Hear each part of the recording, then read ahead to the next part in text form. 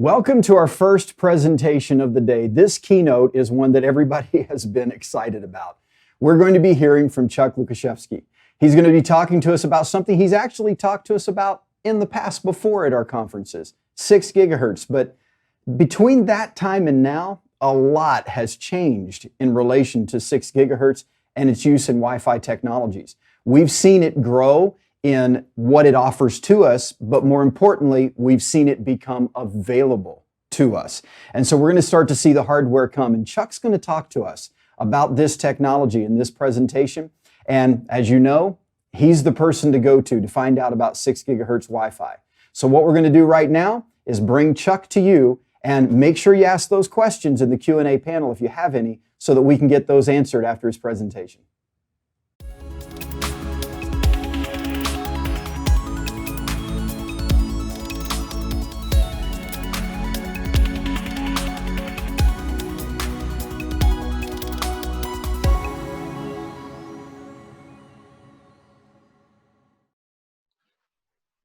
Good morning, good afternoon, good evening, and welcome. I'm Chuck Lukaszewski. I'm Vice President of Wireless Strategy at Aruba. We're the networking division of Hewlett Packard Enterprise, and I am thrilled to be able to help kick off this year's CWNP Wireless Technology Forum.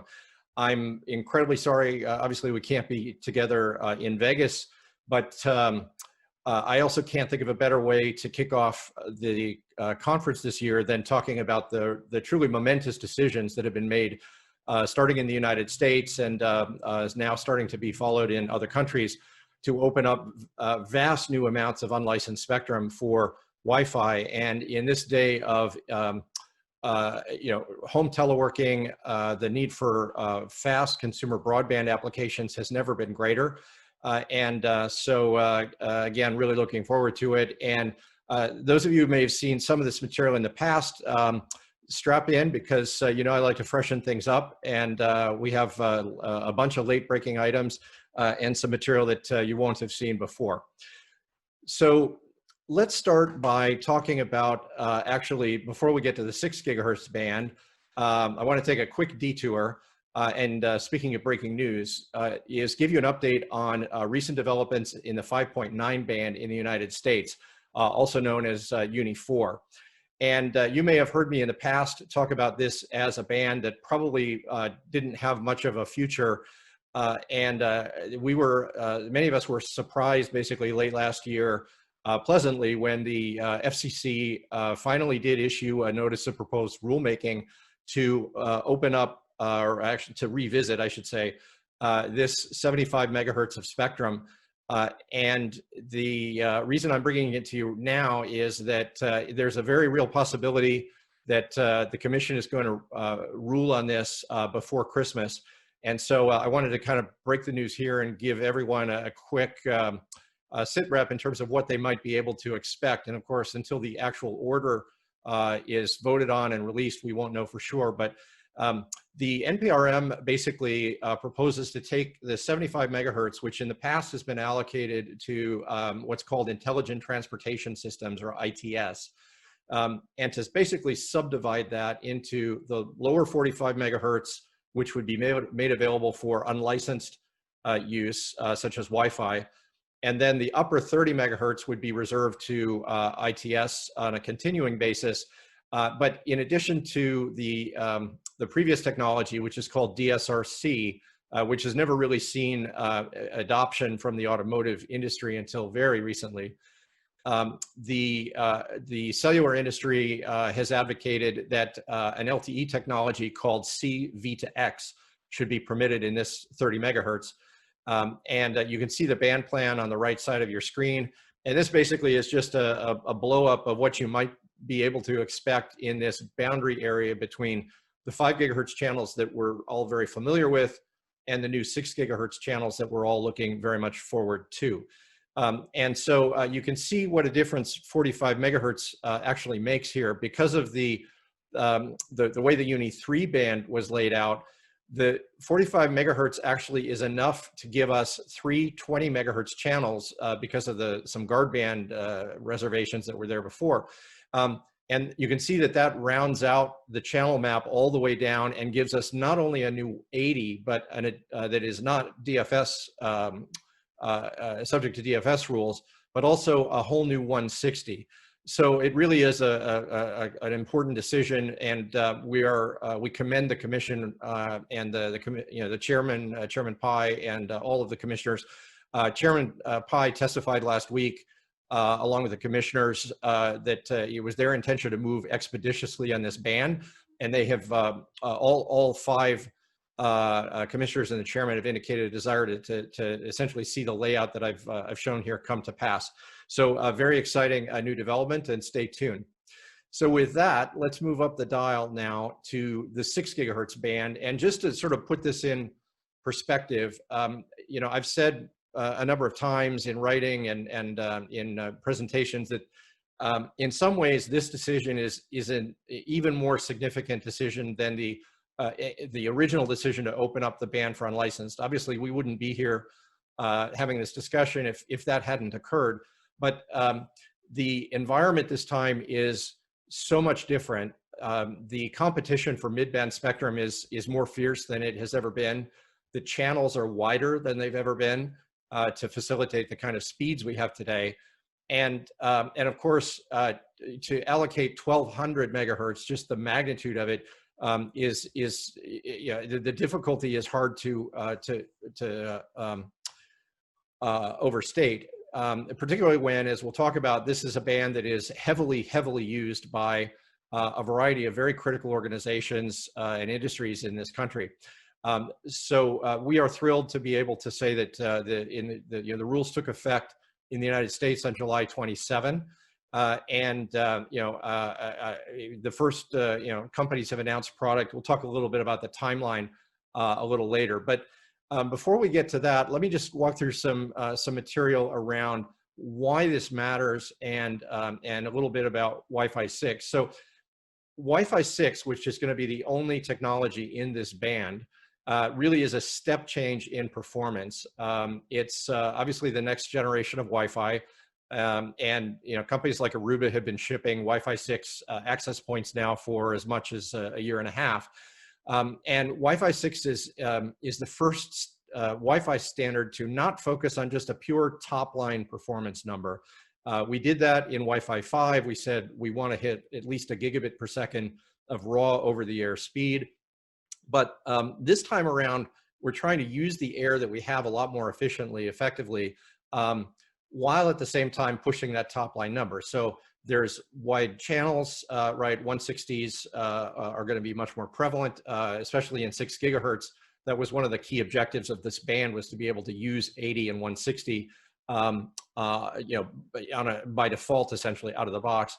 We also get 2 new data rates because we get a 1024 QAM modulation. We also get better performance, better use of the air in terms of high efficiency, the way the frames are laid out. And for those protocol folks in the audience, I will have one decode a little later. As you might expect, since this is a greenfield band, the frame formats will be HE or high efficiency native in 6 gigahertz. And of course, we also have OFDMA, which gives us a multi-user capability where we can much more efficiently do multiple transmissions when there's multiple stations have data to send. And these capabilities are going to light up new services. The ability to do, to continue to play the important role we've played with the 5G system, a cellular system, augmented virtual and reality in the enterprise, and whether delivered on premise, whether delivered in the cloud, we can only begin to see the applications. Chairman Pai, back in January, kind of in jest, but it's a really interesting point, I thought. Said we're going to look back at this day sometime and call it the Stone Age of Wi-Fi, right? And how could we have done, spent 20 years creating all this value with just, the 500 or so megahertz of spectrum that we've had? And you can only just imagine what is going to be possible with this new band. So something we don't talk enough about really is, and I thought I would share briefly here, is the role that Wi-Fi plays as part of the advocacy effort that opened the band. Studies have been done, and this is common in all manner of spectrum proceedings, but we really have the first solid quantitative models about the impact of Wi-Fi specifically on the global economy, as well as the domestic economies of countries that you can see on the screen here, like the US, Germany, South Korea. So in the US alone, Wi-Fi was estimated to create almost $500 billion of economic value back 2 years ago, rising to nearly $1 trillion of value. And this is actually, by the way, before you factor in the 6 gigahertz band.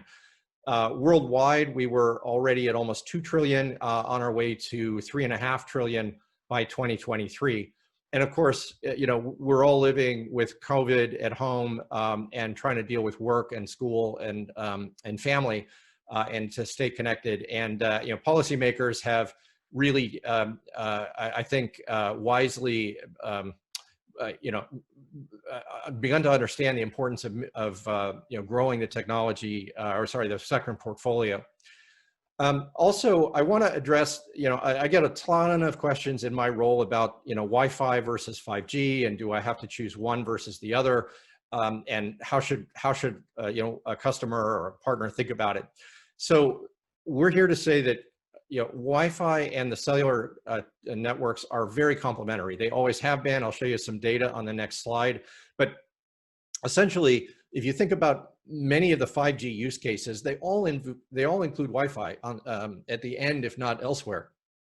For example, if I want to tether my mobile device, right, and connect my tablets or laptops or personal devices, and I have a 5G connection, it's going to be Wi-Fi from this device to the peripherals, right? Whether that's my AR glasses or whatever it might be. Similarly, one of the early use cases for 5G is fixed wireless access, where operators like Verizon are delivering multi-gigabit services over the air through millimeter wave spectrum. And this feeds a CPE device in the home, which again is distributing Wi-Fi. So it's absolutely a false choice to say that it's one or the other. Certainly enterprises today of all kinds have many different kinds of access networks, including multiple radio networks. So we really view Wi-Fi 6 as continuing to fulfill its role in making the cellular networks profitable and functional.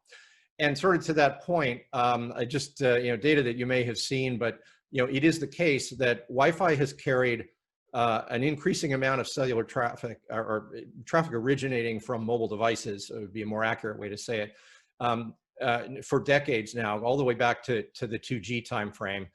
And you can see in 4G, the estimates are that as much as 60% of the bytes that come off a mobile device are offloaded to Wi-Fi. And paradoxically, this is going to continue to go up. And this is the paradox of 5G that some analysts have written about. Just like when you add more lanes to the highway, it seems to bring out more cars, and the congestion never goes down. With 5G, we're going to have multi-gigabit cellular systems, and this in turn is going to drive many new kinds of applications, which is going to in turn congest the limited spectrum that is purchased at auction by the operators. So unlicensed spectrum, specifically Wi-Fi, is going to retain its critical role in actually making the economics of providing cellular services for operators to their subscribers. So with that, let's transition to talking about the 6 gigahertz devices as a sort of a prelude to a tour through the new rules in the United States. So the 6 gigahertz band is going to be more complex than the 5 and 2.4 bands that you're familiar with, in part because there are a number of different device classes. There are 3 different AP classes and 3 different client classes that you're going to be learning about here in the coming quarters. So let's start with low power indoor, what we call LPI. These are fixed devices. They are indoor only, and to prevent them from going outside, there are physical limitations. They can't have external antenna connectors, which many of you in the audience have used maybe 15 years ago. This was one of the main use cases for putting indoor equipment in enclosures outdoors to save money. So that'll be prohibited. They cannot be weatherproofed, and they must be connected to wired power at all times, so that you can't use battery packs.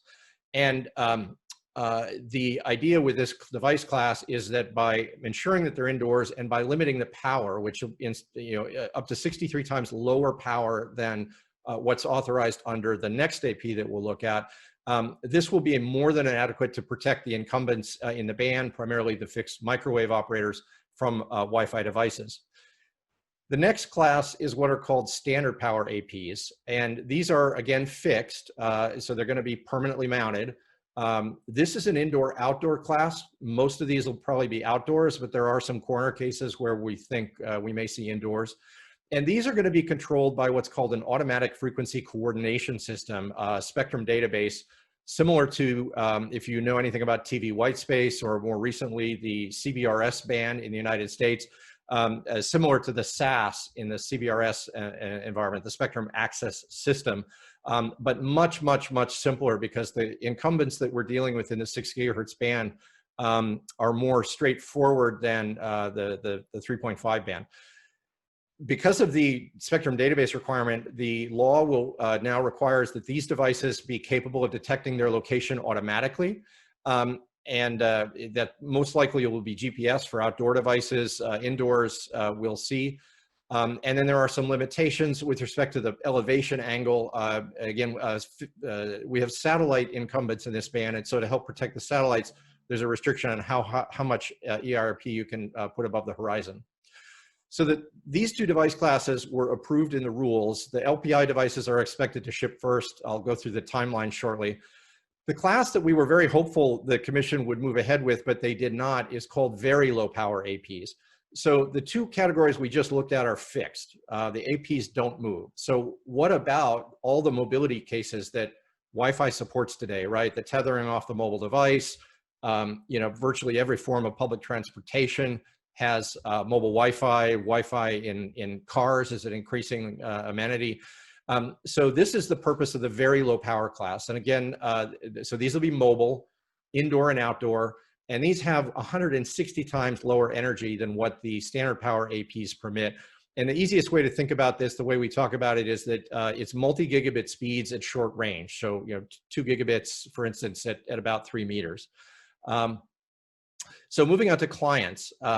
So of course, we have the traditional mobile client that we're used to working with. Of course, this will be indoor and outdoor. They'll go wherever. And the rules to protect incumbents here is that the client devices have to be 4-time power reduction or 6 dB from the access point to which they're connected. Now, that power reduction doesn't make a whole lot of sense if we can ensure that the client device doesn't go anywhere. And so that led to a new category called subordinate indoor devices. And the idea here is a fixed smart device like a smart TV, set-top box, also like the home mesh routers that we're increasingly seeing. These are devices that are plugged into the wall continuously. They comply with the LPI AP rules in all other respects. And so the commission agreed that as long as they don't have their own internet connection and they meet the LPI rules, that then they can use the full LPI power. And so if you're keeping score, then you probably anticipated that the commission also adopted a similar rule outdoor for what's called a fixed outdoor device. And this is, you can think of this as a leaf node on the end of a point-to-point or point-to-multipoint connection. And again, in this case, it has to have the same rules compliance as the standard power AP, so it's controlled by an AFC. It has automated geolocation. It's attached to a building. But this is quite important in the enterprise space. If I think about temporary classrooms in the K-12 or higher education or municipal mesh and so on, where really every dB of power does make a difference outdoors. And so we think that this is a very complete set of rules that is going to allow the full kind of creativity and economic value we were talking about before to come to fruition in this band. So with that, let's segue very quickly to kind of just reviewing the US rules. So the 1200 megahertz has been divided into 4 new unibands, starting with Uni 5, just picking up on the north side of the 5.9 band we were talking about at the beginning. This is the largest chunk. This is 500 megahertz. And then there's a 100 megahertz slice called UNI 6, and then UNI 7 and UNI 8. And so the standard power APs that are database controlled will be allowed up to 4 watts EIRP with AFC control. And again, this is a fixed outdoor class. The reason why the gaps are in the 6 and 8 bands is has to do with the nature of the incumbents there. And we don't have time today to get into the details. The low power devices were really encouraged, have been permitted across the entire band. And this is, the FCC has adopted a new power method, capping method, which I'll talk about in an upcoming slide, but it's 5 dBm per megahertz. And we're really excited about this approach because, as I'll explain, it really facilitates the use of wide channels. And then the very low power APs, as I mentioned, were not acted on in the report and order. They are the subject of a further notice of rulemaking. And then we have the 3 types of client devices that are permitted across the band as well. So this is kind of just a basic view of the, how the different device classes map into the band. And this slide, we'll make the slides available afterwards. I'm not going to read this, but this is essentially the same information in a tabular format with a little bit more detail, including the power spectral density limits and so on. I mentioned a further notice of rulemaking. So the commission did not decide all of the questions in this proceeding. And the FNPRM was part of the order, and it basically considers 4 additional topics. So the first one, as I've mentioned, is VLP, and we're extremely hopeful that the commission will agree with the technical analysis that we put into the record. There's a lot of advocacy that's happening on both sides now around this. But the idea is that the VLP devices would not require an AFC and could be mobile, as we discussed. In addition, we also need higher power mobile operation. So if you think about the difference between a car and a bus in terms of Wi-Fi, right? In a car, you've just got a few occupants. You don't need to go very far. But in a bus, you've got internal partitions. You've got a lot of people and so on. So we also want the ability to do mobile APs under AFC control. And so the FNPRM looks at that. And then it looks at 2 other questions, potentially increasing the power for LPI devices by another 3 dB. And then in response to an ask from the wireless ISP community, there's an ask to look at higher power for point-to-point links. So that brings us to a channel plan. And for those of you that have seen this presentation before, you'll want to take note here because there's some new information. So this is the breakdown, and this is really where, for me, the incredible magnitude of this decision falls into place, because the number of channels here is just, it takes a minute to wrap your head around. You can see that there are 59 20 megahertz channels in the band. We don't really expect 20 or 40 to be used much in this band, but there are 14 80 megahertz and 7 160 megahertz channels in the United States, and potentially other countries if they were to adopt the 1200 megahertz. The new item, you'll notice the red boxes here every 4 channels, and these are what are called preferred scanning channels, and I'm going to explain what those mean in a minute, but it has to do with how clients discover their APs. And you can see that basically the first 20 in each 80 has been set aside as a PSC. And then in Europe, we're looking at 500 megahertz being allocated, at least initially. They may do more later. Again, I'll cover the timeline. But in general, we expect most countries to follow one or the other of these approaches. And again, another difference is that Europe is going to permit very low power from the get-go, but not outdoor and AFC. So there'll be no outdoor operation in Europe or CEPT countries. So moving on to the timeline, and again, I update this regularly, and this will be different than the last time you may have seen it. So the FCC voted unanimously on April 23rd. That was followed by the United Kingdom publicly deciding that they're going to open the lower 500 megahertz on July 24. And then there is a tremendous amount of activity that's underway right now. So we're anticipating the Korea regulator has indicated that they're going to vote to open the band probably in as little as the next 4 to 6 weeks. The second report and order from the FCC is we're very much hoping to see before we have the next administration begin in January. But even if it slips early into the year, we expect it soon. And then Japan, just in the last few days, has announced that they will be issuing a consultation in the next few months as well. That'll be followed by the European Commission formally voting to open the band, and those rules are being finalized now. There's been tremendous interest in Latin America. We're meeting with many regulators down there, and I expect we're going to see one or more decisions, or at least consultations, if not decisions. And then back to Europe for a minute.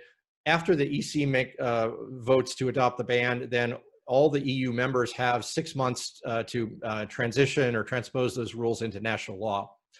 Also, we've seen public consultations or requests for information from Saudi Arabia, Taiwan, UAE, and there are others in the works now.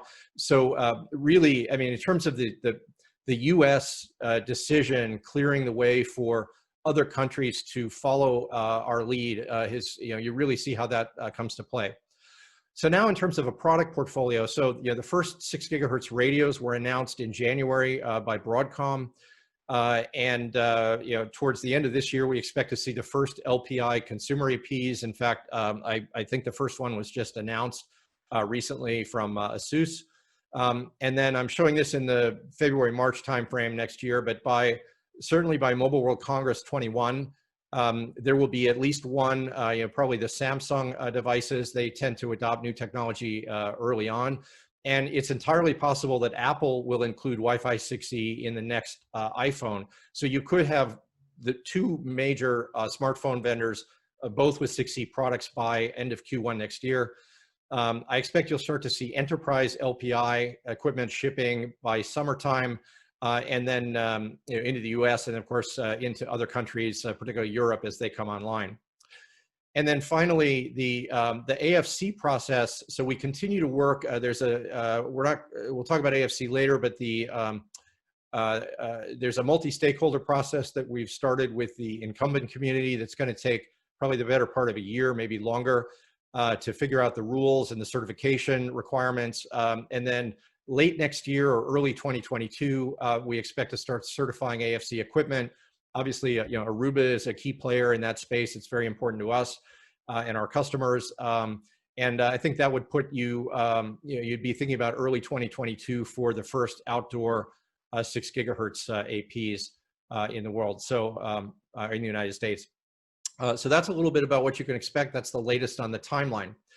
Now, switching gears to power for a minute. I've shown this slide before, and it's going to be pretty dense. I know we have a lot of engineers in the audience, but for the non-engineers, I'll ask you to just bear with me because this is about as deep as it gets. But I want to explain the change that the Commission has made in how power is managed or capped in this band.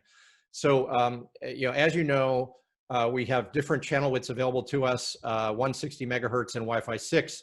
Wi-Fi 7, which is on the drawing board now, supports actually 320 megahertz channels. And again, as many of you know, every time we widen the aperture or widen the bandwidth, we also are getting in more noise. And the noise doubles essentially with every doubling of the bandwidth. So a 160 megahertz channel has a noise floor that is 9 dB above that of a 20 megahertz channel. And there's nothing you can do about it. So what that means is, assuming you use the same power in these different bandwidths, the net signal, the received signal that you have in the wide channel, the 160 megahertz channel, will be 9 dB less than it is in the 20 megahertz channel. And to just walk you through an example here, in the 5 gigahertz Uni 2 band, we're limited to 30 dBm or 1 watt of power. And that's independent of the size of the channel. So you can see here, I've shown that essentially the power spectral density decreases, and you can think of it, it's like a pan, you put a fixed amount of water in pans of varying width, right? The water is going to be shallower and shallower. So factoring the noise floor rise into the equation, we actually have, here's that 9 dB reduction that I was just talking about. And so what this creates is effectively a penalty for using wider channels. And this is one of the reasons, certainly it's not the most important reason, but this is one of the reasons why 20 and 40 megahertz are the most widely used channels. Indeed, Aruba customers, over 90% of our customers are running 20s or 40s today. But the point in 6 gigahertz is to start at 80, right? We want to go wide. So we don't want the power penalty. And so that's what's so important about what the commission has done. Instead of specifying a fixed EIRP, what they've done is they've specified a fixed power spectral density at 5 dBm. And what this means is that the AP actually can transmit more power as the channel gets wider, allowing you to basically keep the water that's the same height in the pan. And so that means that there is no power penalty, and so we can go straight to these wider channels. And of course, we have enough of the wider channels to, there are more 80 megahertz channels in this new band than we have 40 megahertz channels in the 5 gigahertz band, right? It's really just profound. All right, so that's as deep as we're going to go into power. So moving on, here's some other new material. So I wanted to explain a little bit about Wi-Fi 6E. You've heard this term, and the Wi-Fi Alliance has announced that there's going to be a new certification for this. Just to give you a bit of a preview of what you can expect. So the IEEE is, we're in the draft 6 level now for 802.11ax. It's moving towards finalization, ratification. Starting almost 2 years ago, we added features to permit discovery and association and interoperability between devices, between the bands. And so the 6E certification is going to test these new mechanisms. So these have been in the standard. They're not necessarily new, but of course we haven't had hardware to test on until just recently. There are new features in 6 gigahertz as well as enhancements in the legacy or the traditional bands. I don't mean legacy. So in 6 gigahertz, as I mentioned at the top, this is not a greenfield band. Wi-Fi 6 will be the first technology in the band from a Wi-Fi perspective. And so we're going to use the native HE PHY and MAC structure and native HE beacons. And this is great because we can get rid of all the beacon bloat, right? We don't need the VHT and HT and so on. There are 3 methods for in-band discovery of access points. So that's where the client finds its AP in the same band. And we're going to talk more about those in the next 2 slides. And then on the security front, because it's greenfield, there's no point in using WPA2 or WPA in these bands. So WPA3 will be the baseline for both enterprise and personal, which is fantastic. Management frames will be encrypted. And for open networks, they'll be exclusively enhanced open. So there will be no unencrypted Wi-Fi traffic in Wi-Fi user traffic in this band. On the traditional bands, there are additional methods for discovery. And again, I'll explain why that is and why we might use them. And some of the security techniques that were not mandatory in terms of WPA3, particularly enhanced open, will be required going forward. So that's what the 6E certification includes. Now let me turn to discovery, because this is quite interesting. Again, this is new material. So let's start with out-of-band discovery. And this actually is probably going to be the dominant method, even for devices that may be associated to a 6 gigahertz AP. They probably will scan on 5 or 2.4 to find the next 6 gigahertz AP. And I'll walk you through the example here. So option 1 is a reduced neighbor report. This is different than the neighbor report, which is a much longer IE, but this is an old feature in a sense. It allows you to list other APs in the same housing, and I'll show you a packet capture here on the next slide. And it'll be broadcast in both bands, and the idea is that this is a very low overhead way to advertise the presence of a 6 gigahertz radio in a multi-band access point. In terms of Aruba client match, of course, we've supported neighbor reports from the very beginning, so this is going to be very easy for us. We also have the multiple BSSID beacon, which some of you may be aware of. This is, again, a feature that's been around for a long time, but it's never been mandatory, and it'll be a mandatory part of the 6E program here. So this is a bit how you do out-of-band discovery, and then here's just an animation. So if I'm associated or probing on 2.4 or 5 gigahertz, and then I want to roam to 6 gigahertz, I'll make that decision using either the RNRs or the MBSSIDs. And then let's say I continue walking and I'm ready to roam again. So now I'm going to listen again, potentially to 2.4 or 5. And the reason I would do that is that there are so many channels. And as you probably know, right, scanning is done at the 20 megahertz level. It's not done at 40 or 80 or 160. So because there are 59 channels, it's going to take an outrageous amount of time. So it's going to be a lot faster to scan on the 2.4 or 5 gigahertz bands. Of course, the device will probe, and then it can continue its 6 gigahertz data path conversation. So that's out of band discovery. And here's just a quick, I said I would have one packet capture. So here is just a quick look at a reduced neighbor report. And what you'll notice here is the filtered neighbor AP is set to 1, which basically just means that the SSID is the same as whatever is up here. So as opposed to the neighbor report where these are explicitly spelled out.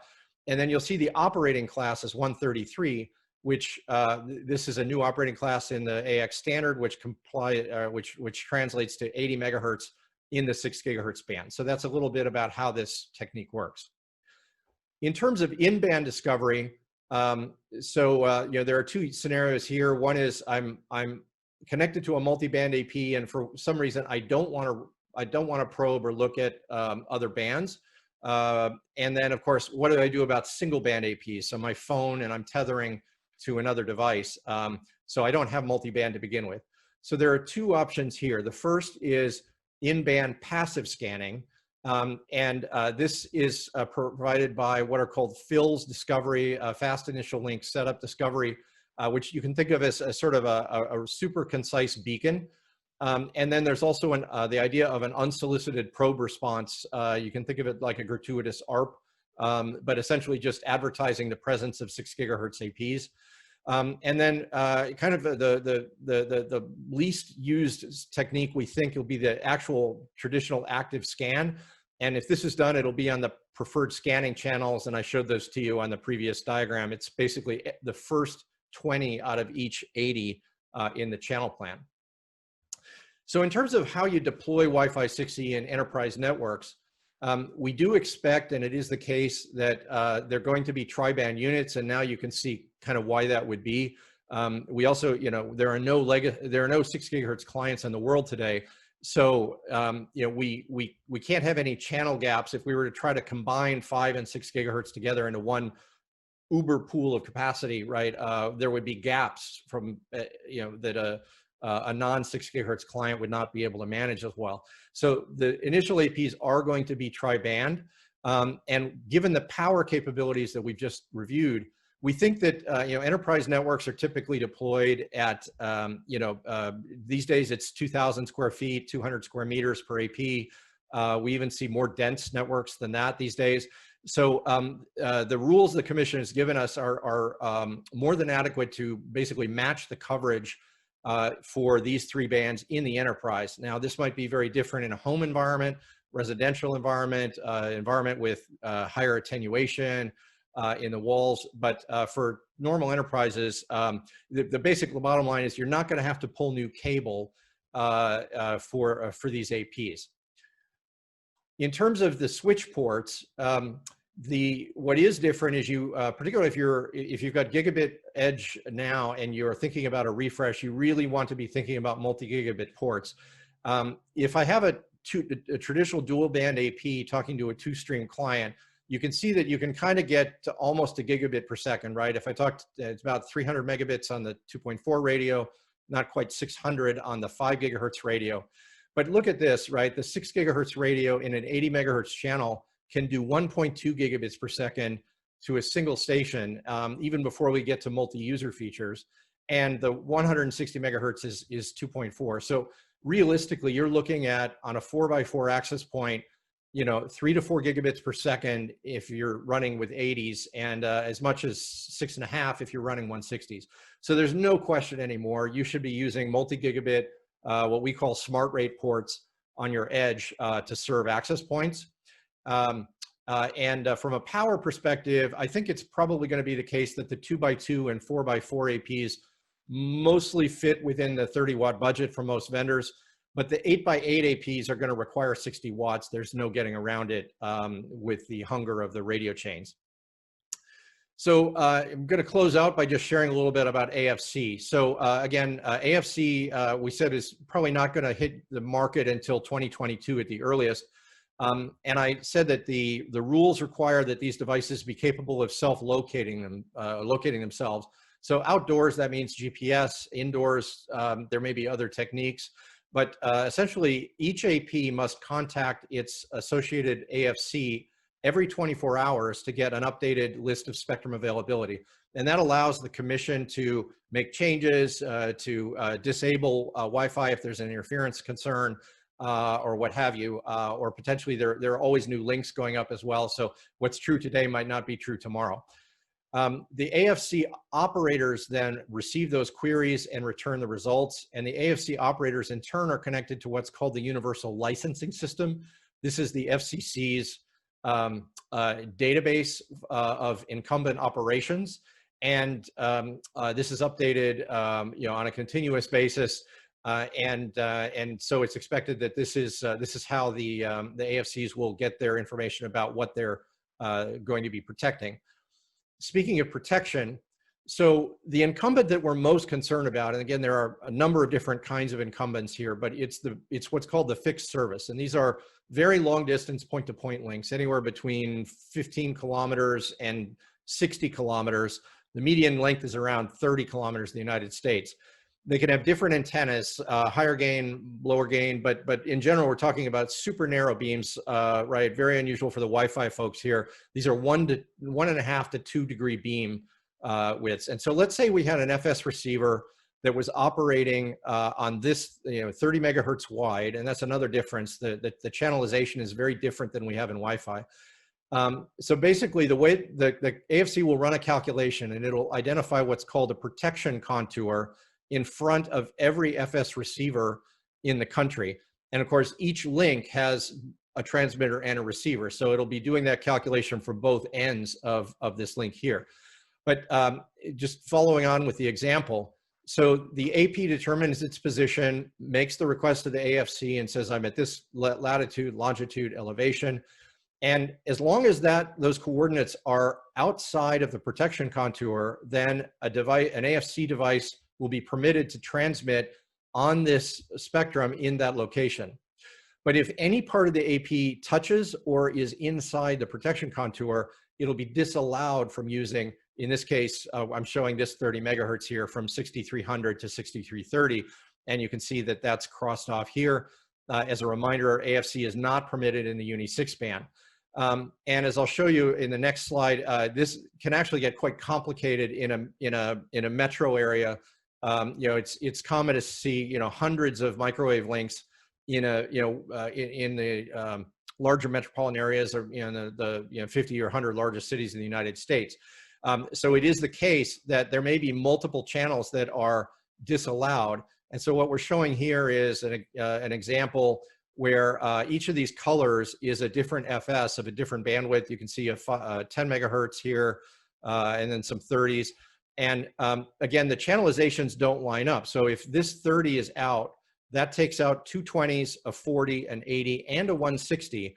And the results from the AFC would basically reflect this.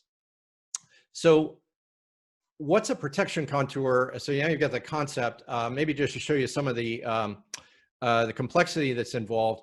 So this is showing for a particular FS receiver in Lower Manhattan. These are protection contours at varying Wi-Fi EIRPs. And what I'm showing here is basically that the size of the protection contour is not constant. In other words, the more power I want to use for my Wi-Fi device, the bigger the protection contour has to be, because I present a larger interference threat. Conversely, the less power I'm prepared to use, the smaller the protection contour gets, because I'm less of an interference threat. And then of course, terrain can be very helpful, and not every city has these terrain to take advantage of. But you can see even in an environment like New York, so some of these shapes here, this notch in this contour is due to a terrain effect here.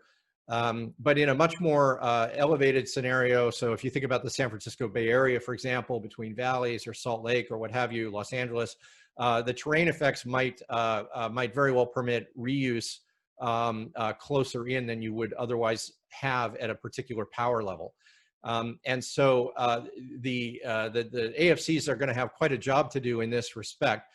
So the last slide here, again, just to set this up. So this is what you're looking at now is a single FS receiver and all the different protection contours at different power levels. Now, in Manhattan alone, or the New York metro area, there are hundreds and hundreds of receivers.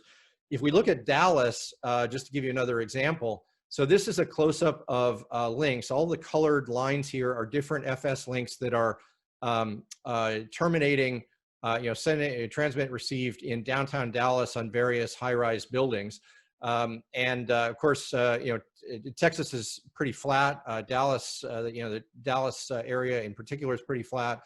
And so here is a view on the right. This is the AFC availability at a specific location.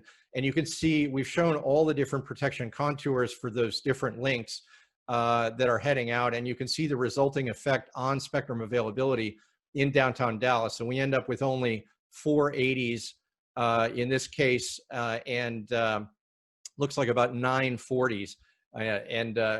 This is with a conservative set of outdoor assumptions. Obviously, indoor would be quite a different story. So anyway, that's a very quick tour of the 6 gigahertz band.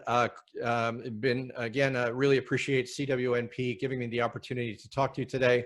And as always, I'm happy to take questions online. You can hit me on Twitter at RFChuck, and have a great rest of the conference. Thank you very much.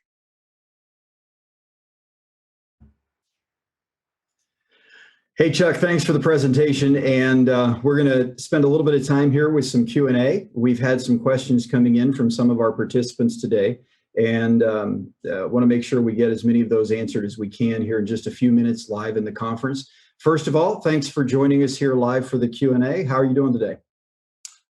Great, Tom. Great to be with you, and welcome again, everybody, to the conference.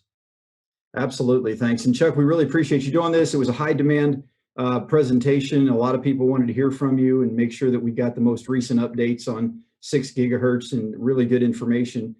Just a few questions coming in. First of all, there were some questions about 6 gigahertz, what it's going to look like in EU. First of all, the question about a minimum of 80 megahertz bandwidth and whether that's going to be a requirement. And then also on power levels that we might end up with in the EU when we get some of the 6 gigahertz devices. So what are your thoughts on that? Yeah, so very timely question. Thanks, Anders. Good to see you again. So on the channel plan, I think this question got asked early before I put up the channel plan, and I did show all the bandwidths in Europe, so 20, 40, 80, 160. This will be configurable on the equipment. There's no requirement that you run any particular bandwidth, and so it may well be the case that 40 does make more sense. There again, it's going to depend on your particular deployment and spatial reuse requirements. But anyway, it's something that you can configure. In terms of the power level, so this was literally just finalized. The public consultation has wrapped up now, and between the different administrations. So there was some debate whether it would be 23 or 24 dBm. It has now been locked in at 23. So it's the same basically as what you're used to in 5 gigahertz. But the Europe is going to go the traditional way in terms of power. So if you think back to this power per megahertz I was talking about in the US, that is not what Europe is doing. Europe is doing the traditional 23. And so, it's 23 no matter what the bandwidth is. So it's 23 and 80, it's 23 and 20, and so on. So your net effective power, you'll need to look at it because, again, as you go to the wider bandwidths, that noise floor is coming up. Okay, excellent. The next question we have is, will the AP vendors build 6 gigahertz APs that support preamble puncturing? What are your thoughts? That is a TBD, and just for in case not everybody knows what puncturing is. So this is something that is in the standard that allows you. It wasn't designed for this reason, but the idea is to be able to notch out a sub channel like a 20 out of an 80. So if I knew, for example, in an AFC situation that there was an incumbent in a particular block, the radio could potentially sort of notch out that block and transmit around it. So the technology is in the standard to do that in certain channel configurations. How that gets translated into specific products, it's too soon to know for sure. Gotcha. Okay, good information. And then the next question is related to CBRS. The question is this using the same system as CBRS for location info, or how would you compare those? So it's not the same, in terms of, are you talking to the same IP address with the same protocols and so on? It will be a different protocol, probably delivered on, from a different, domain name. But some of the same companies that do SAS services in CBRS are also expected to provide AFC services. So they'll be implementing, there's a protocol that's being finalized in the Wi-Fi Alliance right now to do this, and similar to what you have in CBRS. So basically, you can think of it as sort of a parallel infrastructure that does much the same thing, but it'll be specific to the 6 gigahertz band. Okay, excellent. Well, we don't have time to go into a lot more of the individual questions coming in live, but we'll make sure we get those answered in Excel events as best we can. But I did want to ask you one question, because there's a thing that's been going around a bit about 802.11ax, and I'd like to get your opinion on it. A lot of people have been discussing, are we even going to have 20 megahertz channels in 802.11ax and 6 gigahertz anywhere in the world? What do you think?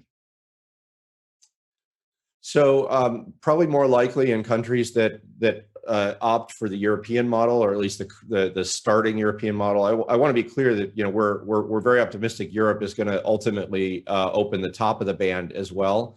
But if you only have 500 megahertz to start with, then it looks a lot like the 5 gigahertz band, and so the same logic in terms of how you pick channel sizes is going to apply. But countries that do 1200 megahertz. And so, for example, Korea has announced, and Korea is actually going to do a split decision. They're going to do 1200 for one of the device classes and 500 for the other. And so in Korea and in the US and others that do 1200, it's my personal view is I don't see why you would do less than 80 in a normal enterprise deployment. Now in stadiums where, historically I've always said do 20s, we may go to 40. I think it's the TBD on the 80s. We need to actually get out and get some field data on it. So I want to leave the door open on that one. But everywhere else, 80 is your starting point. Okay, and you have enough channels to run 160s. Actually, I mean that's the amazing thing. Excellent, and you've heard it right there from the world-renowned expert on very high density. Chuck, we appreciate you being here. It was awesome to get to visit with you a little bit here again. And thanks so much for the presentation. And we'll hopefully see you next year, or at the next time we get to have a presentation from you in person. That would be awesome. Look forward to it. All right. Thanks a lot.